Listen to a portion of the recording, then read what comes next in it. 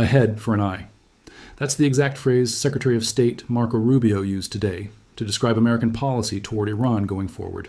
A deliberate rewrite of the ancient phrase, an eye for an eye, specifically chosen to signal something far more disproportionate than simple retaliation. And he said it in direct response to Iran's own stated policy, which its foreign minister had described just days earlier as exactly that, an eye for an eye. Rubio's version isn't matching that language. It's escalating past it, publicly, on the record, from the top of the American diplomatic apparatus. That single phrase tells you almost everything you need to know about where this war actually stands right now. 13 straight days into a bombing campaign, with a ceasefire proposal that just collapsed, and a White House that is simultaneously insisting the door to diplomacy remains open, while quietly briefing the president on how fast America's own missile stockpile is being consumed. Tonight, we're going to walk through exactly what happened when Iran rejected the latest American offer, exactly what Rubio's specific choice of words actually signals about the next phase of this war, and exactly why the United States military just did something it hadn't done in 2 straight weeks. Something that tells you far more about the real state of this conflict than any public statement from either government.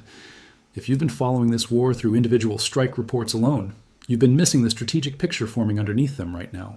Subscribe now, because tonight's breakdown connects a rejected peace deal, a stockpile warning inside the Pentagon, and a formal rebuke from Congress itself into a single, coherent picture of exactly how close this war actually is to its next major turn. Here's my thesis, laid out plainly before I prove it to you. Iran's rejection of the latest ceasefire framework was not a minor diplomatic setback that will simply be revisited next week. It represents the collapse of the specific path that had offered the clearest, realistic off-ramp from this war. And the American response to that collapse is not simply more of the same bombing campaign that's already run for 13 consecutive days. It's a deliberate, calculated escalation in rhetoric, from head for an eye to a documented pause and strikes driven at least partly by growing internal concern over America's own military stockpiles, that together suggest this conflict is entering a fundamentally different, more volatile phase than anything that's come before it.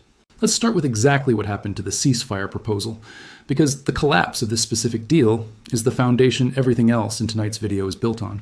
According to reporting from the New York Times, Iran rejected a ceasefire proposal that President Trump had conveyed to Tehran through an intermediary, Iraqi Prime Minister Ali al-Zaidi, who had recently traveled to Washington and met with Trump directly. The exact substance of that specific proposal was not made fully public, but according to that same reporting, Iran was simply not interested in accepting a temporary deal that failed to resolve the outstanding core questions surrounding control of the Strait of Hormuz, the exact waterway that has sat at the center of this entire conflict's economic dimension from the very beginning. Here's where the story immediately gets more complicated and more revealing, because Iran did not simply accept that characterization of events.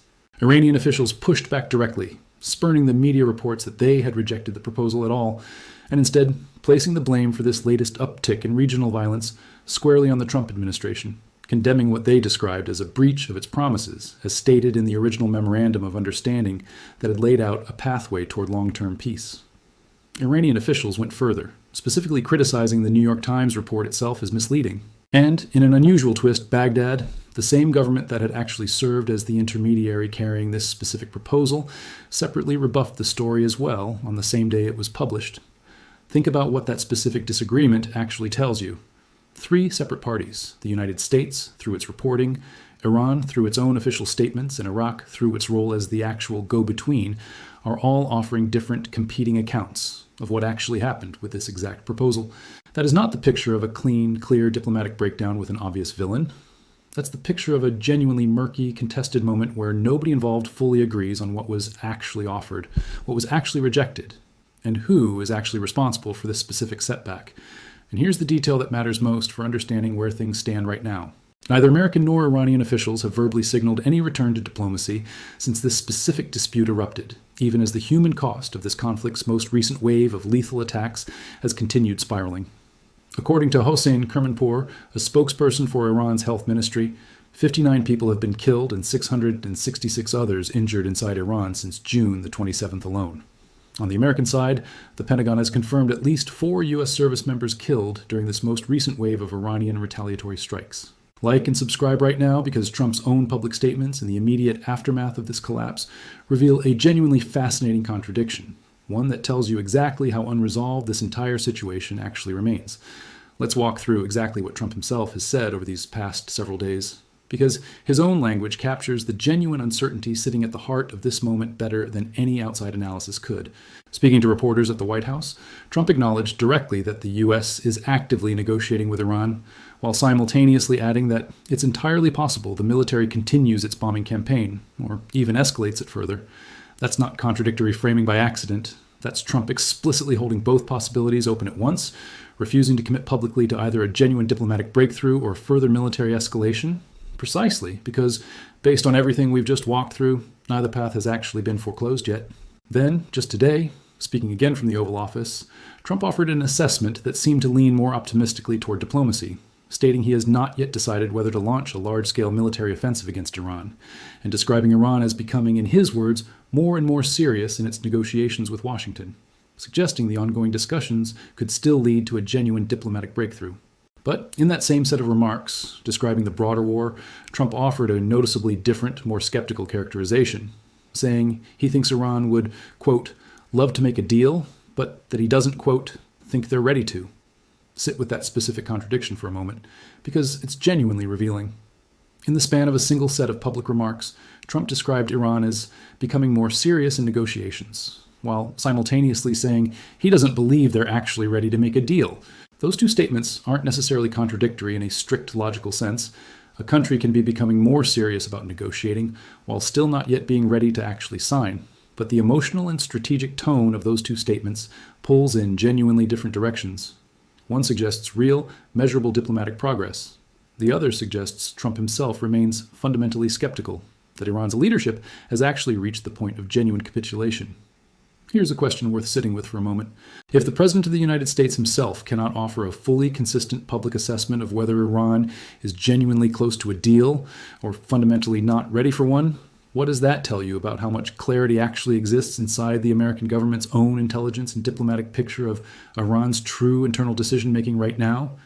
Subscribe now, because Rubio's specific choice of words today adds a considerably darker, more explicitly threatening dimension to this entire picture, one that deserves careful, direct attention. Let's talk about exactly what Rubio said, because the precision of his specific phrasing matters enormously here. Responding directly to comments from Iran's own foreign minister, who had described Iran's operating policy as an eye for an eye, Rubio offered his own characterization of the American position. I saw their foreign minister say something about their policy as an eye for an eye, Rubio said. The president's policy is a head for an eye, honestly. That's what it's going to be. They're paying a very heavy price for the things they're doing.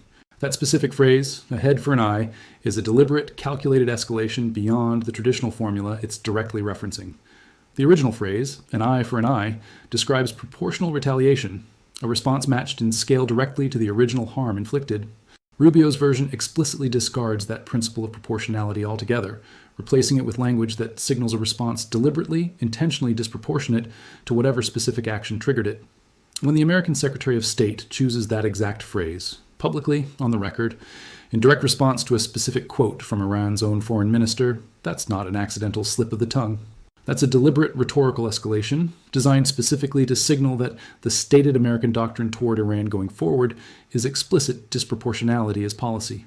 That specific rhetorical shift lands directly on top of White House communications. Director Stephen Chung's own statement this same week, framing the broader strategic picture in equally stark terms. Combined with successful sanctions that have crippled Iran's economy, Chung said, and 13 straight days of strikes against military targets in response to their repeated aggression, it would be wise for Iran to work towards a negotiated deal. Otherwise, they know what will happen.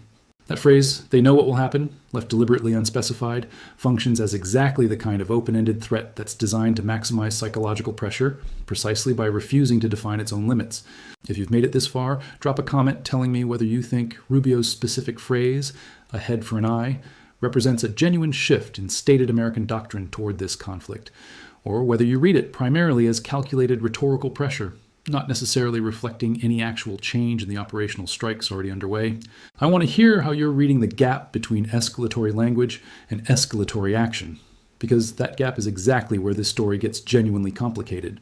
Let's talk about what actually happened operationally today, because this is where the story takes its most genuinely surprising turn, one that runs directly counter to the escalatory rhetoric we've just walked through. For the first time in 2 straight weeks, the United States military did not announce new strikes against Iran. 13 consecutive nights of bombing, and then today, silence on that specific front. Trump, addressing this directly, described the broader war as going extremely well, stating the U.S. has hit Iran very hard, and specifically claiming that Iran no longer has functioning Navy and Air Force capabilities remaining, adding that Iran has, in his words, very few drones left despite what you see, an apparent reference to Iran's continued public displays and claims of ongoing capability. But here's the detail buried inside this exact same reporting that genuinely reframes how you should interpret this pause. According to sources familiar with a recent military briefing given directly to Trump, concerns about America's own weapons stockpile were specifically raised to the president during that meeting. It remains currently unclear whether that specific stockpile concern, or a separate warning about the risk of further regional escalation, was the primary reason behind this pause in consecutive nightly strikes, or whether the pause will actually continue going forward. Chief Pentagon spokesman Sean Parnell offered public reassurance on this exact point, stating, "We have executed multiple successful operations across combatant commands while ensuring the U.S. military possesses a deep arsenal of capabilities to protect our people and our interests." Notice the very specific, careful language Parnell used there. A deep arsenal of capabilities, phrased as reassurance, delivered specifically in response to reporting about genuine internal stockpile concerns. That's the kind of statement that reads very differently depending on which direction you already believe the underlying reality points. If stockpile concerns are genuinely minimal, that statement is simple, accurate reassurance. If stockpile concerns are genuinely significant, that exact same statement becomes a carefully worded attempt to project confidence that may not fully match the reality being discussed privately inside Pentagon briefings. Subscribe now, because this connects directly back to something we walked through in an earlier video on this channel. And tonight's stockpile revelation adds crucial new context to that earlier reporting. If you've been following this channel's coverage of this war, you'll remember we've previously discussed independent defense analysis, finding that more than 90% of Iranian missiles fired throughout this campaign have been successfully intercepted, an extraordinary defensive success rate. But that same earlier analysis included a specific, direct warning about exactly the vulnerability we're now seeing potentially materialize in real time. The core problem, according to that earlier reporting, is a brutal cost and production imbalance. Iran's drones and missiles are cheap and fast to manufacture. The interceptor missiles being used to stop them are considerably more expensive and considerably slower to replace. Every single successful intercept consumes a sophisticated, expensive interceptor that takes far longer to manufacture than the cheap missile it just destroyed. Tonight's reporting about stockpile concerns being directly raised to Trump during a military briefing is the first genuinely concrete sourced indication that this exact theoretical vulnerability may be shifting from a long-term analytical concern into an immediate, practical operational constraint, shaping actual American military decision-making right now, today, in real time. That's a significant development because it suggests the strategic calculus underlying this entire war may be shifting in ways that go considerably beyond simple questions of political will or diplomatic readiness on either side. Let's talk about the domestic political dimension of this story, because Congress itself has now formally weighed in, and the specific numbers involved deserve genuine attention.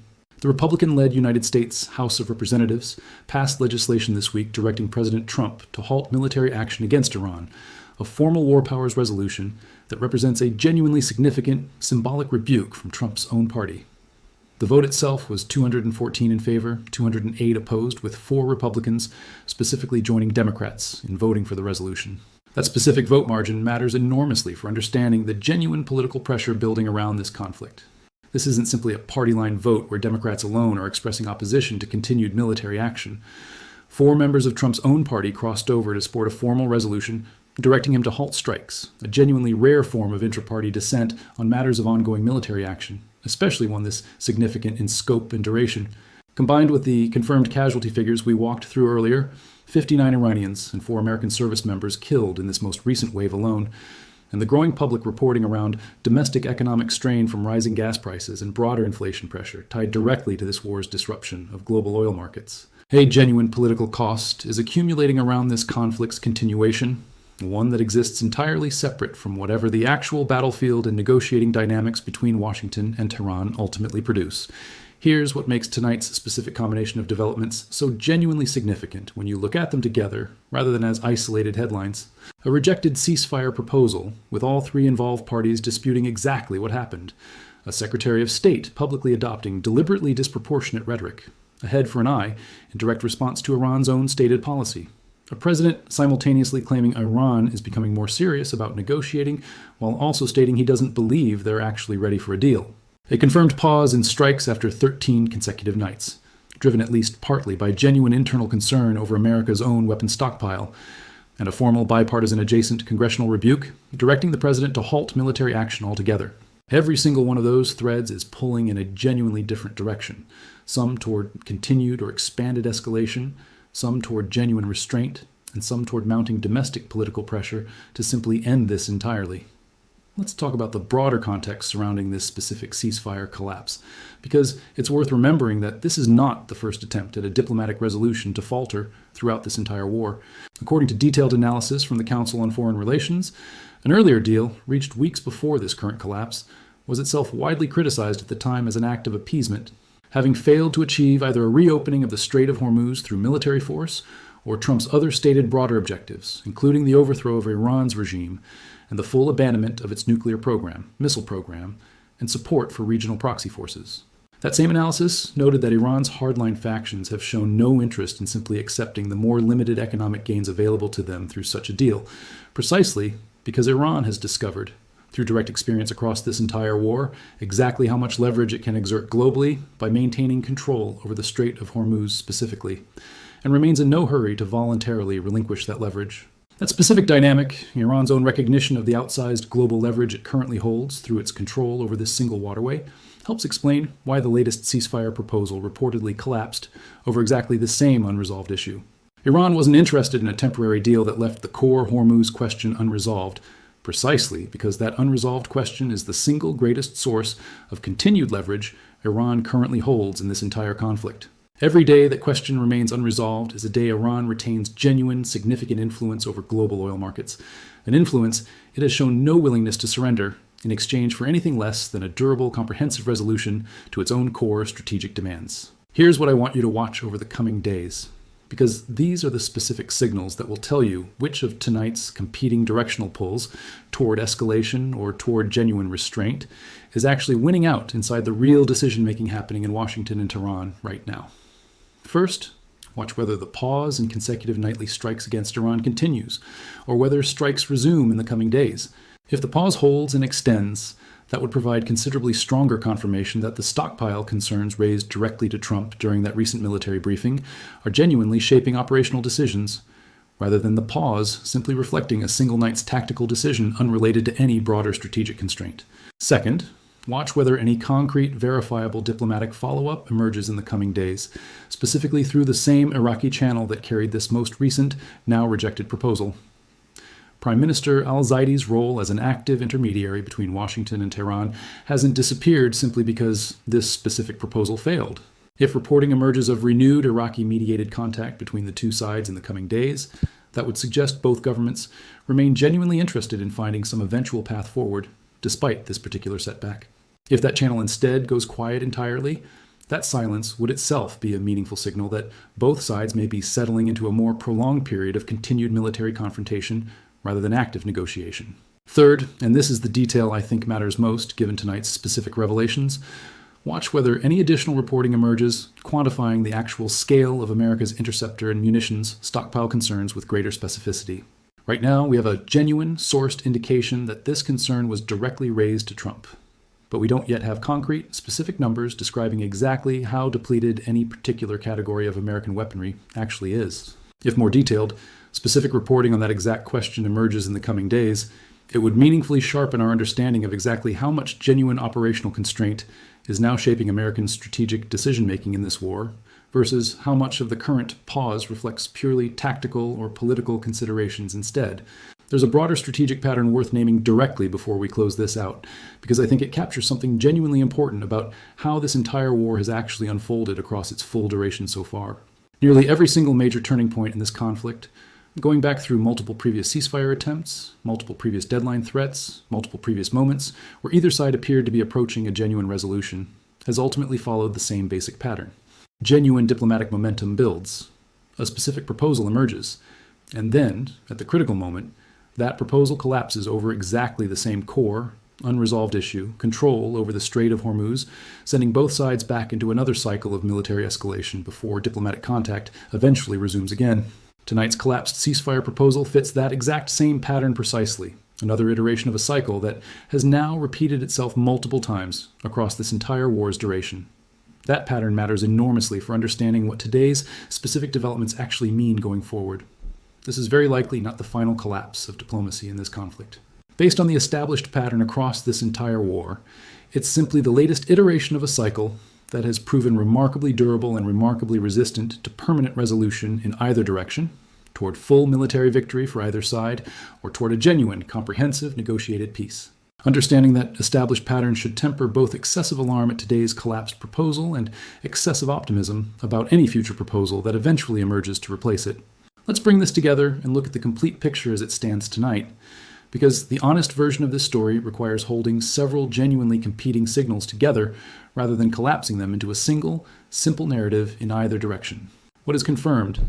Iran rejected, or at minimum did not accept, a ceasefire proposal conveyed through Iraqi Prime Minister al-Zaidi, specifically because it failed to resolve the core, ongoing dispute over control of the Strait of Hormuz, though Iran and Iraq have both separately disputed elements of how this specific rejection was characterized in initial reporting.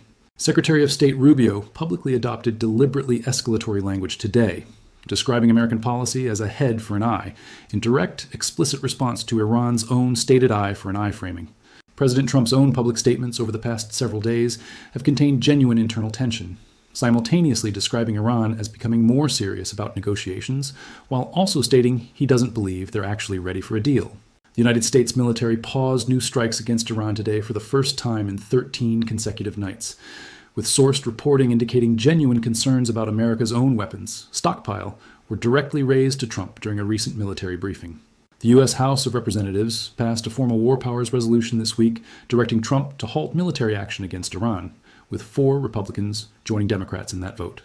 And the confirmed human cost of this conflict's most recent wave continues to mount, with 59 Iranians killed and 666 injured since late June, alongside at least 4 confirmed American service member deaths. What remains genuinely uncertain is which of these competing signals ultimately proves decisive in shaping what actually happens next.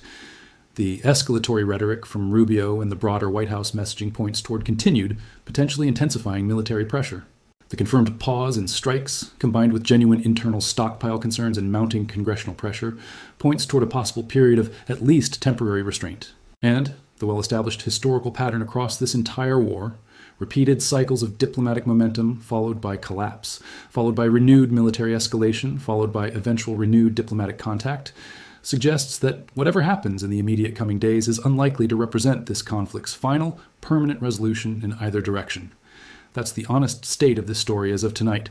Not a clean, simple narrative of either inevitable further escalation or genuine imminent resolution, but a genuinely contested, genuinely uncertain moment where the rhetoric coming out of Washington has never sounded more explicitly aggressive, even as the actual operational military posture, at least for tonight, has quietly notably paused for the first time in 2 full weeks. A collapsed diplomatic proposal that nobody involved can even fully agree on the details of. And a Congress that has now formally, if narrowly, gone on record demanding this entire conflict come to an end, even as the administration it's directed at continues describing a doctrine explicitly built around disproportionate response rather than restraint. The question I want to leave you with tonight is this. Rubio's specific phrase, a head for an eye, explicitly abandons the entire concept of proportionality as a guiding principle for how this war is fought going forward. But the actual operational reality tonight, a pause in strikes driven at least partly by concerns over America's own stockpile, tells a genuinely different story, one where the practical limits of sustained military escalation may be asserting themselves regardless of how aggressive the public rhetoric surrounding this conflict continues to become. So the real question isn't really whether American officials are willing to threaten disproportionate escalation. Tonight's reporting already answers that question clearly. The real question is whether the actual capacity to sustain that kind of disproportionate escalation indefinitely across however many additional weeks or months this war ultimately requires genuinely exists, or whether tonight's quiet, notable pause in strikes is the first visible sign that even the most aggressive rhetoric eventually runs into the hard, practical limits of what any military, however powerful, can actually sustain over time. If this breakdown helped you understand what's actually happening beneath today's headlines, share it with someone who's been trying to make sense of the gap between the tough talk coming out of Washington and the quieter, more complicated reality actually unfolding on the ground. Subscribe, because based on everything we've walked through tonight, this specific story is very likely to keep shifting in the coming days, and I want you here to see exactly which direction it actually breaks. I'll be back the moment there's something confirmed to report.